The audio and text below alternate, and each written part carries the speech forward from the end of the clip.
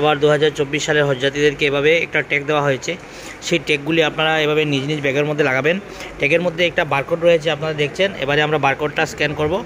এই দেখছেন বারকোডটা আমরা স্ক্যান করছি। তো বারকোডটা স্ক্যান করার পর এই বারকোডটা স্ক্যান হচ্ছে। সেই বারকোড স্ক্যান করার পর হাজিদের সমস্ত ডিটেলস আপনার মোবাইলের মধ্যে এসে যাবে। এই দেখুন, এই বারকোড স্ক্যান করার পর এই হাজির ডিটেলস আসলো। এই হাজির নাম, হাজির কাবার নাম্বার, পিলগ্রিমস ইনফরমেশন, ওনার যেগুলি father's name, address, Medina building number, Mecca building number, সব ডিটেলস ইনশাআল্লাহ সেই বারকোডের মধ্যে থাকছে। তো সেই যেটা বারকোড থাকা আপনাকে যেটা ট্যাগ দেওয়া হবে, সেই ট্যাগগুলি আপনার হজযাত্রীদের দেখেন এখানে লেখা আছে পিলগ্রিমস নেম আর আজিজিয়া।